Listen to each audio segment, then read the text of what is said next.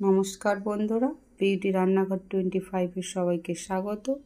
আজ আমি বানাবো চিংড়ি মাছ দিয়ে কচুর ঝোল। ভিডিওটি না টেনে সম্পূর্ণ দেখতে থাকুন।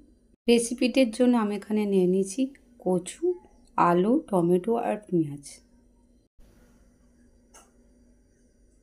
এখানে আমি কড়া নিয়ে নিয়েছি আর কড়াটা গরম হয়ে গিয়েছে। এর মধ্যে দিয়ে দেবো আমি পরিমাণ মতো তেল। এখানে আমি সাদা তেল ব্যবহার করছি, আপনারা চাইলে সর্ষের তেলও ব্যবহার করতে পারেন। এর মধ্যে দিয়ে দেবো আমি নুন হলুদ মেখে রাখা চিংড়ি মাছ। চিংড়ি মাছগুলো আমার দেওয়া হয়ে গেছে। এবার চিংড়ি মাছগুলো একটু নেড়ে দেব। এখানে চিংড়ি মাছটা আমি বেশি ভাজবো না, এইটি একটু হালকা করে ভেজে তুলে নেব, কারণ চিংড়ি মাছটা বেশি ভেজে নিলে এটা খেতে ভালো লাগবে না। চিংড়ি মাছটা আমার ভাজা হয়ে গেছে, এটা আমি তুলে নিয়েছি। এবার এই কড়ার মধ্যে দিয়ে দেব আমি আরও একটু তেল। তেলটা গরম হয়ে গিয়েছে।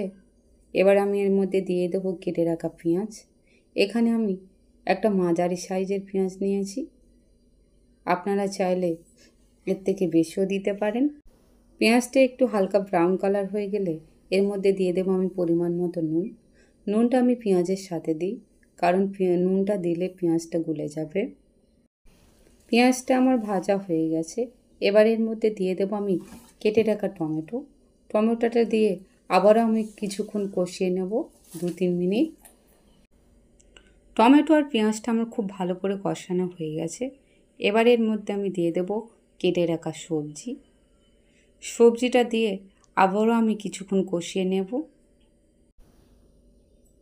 সবজিটা আমার খুব ভালো করে কষানো হয়ে গেছে।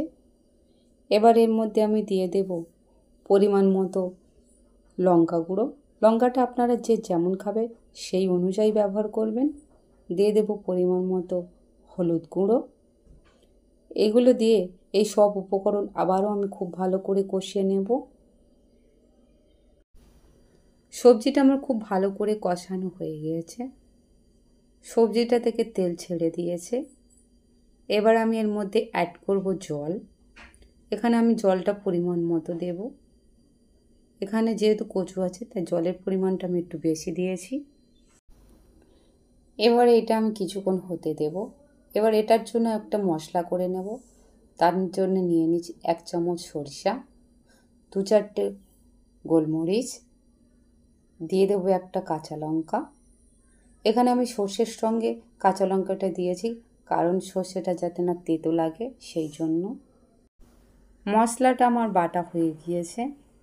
এখানে আমি শুধু সরিষা বাটা দেব, কারণ কচু আর চিংড়ির সাথে সরিষা বাটাটা সবচেয়ে বেশি ভালো লাগবে। দিয়ে দেব ভেজে রাখা চিংড়ি মাছটা দিয়ে আমি কিছুক্ষণ হতে দেব। এবার এর মধ্যে দিয়ে দেব আমি বেটে রাখা মশলাটা দিয়ে আমি একটু নেড়ে ছেড়ে আরও কিছুক্ষণ হতে দেব।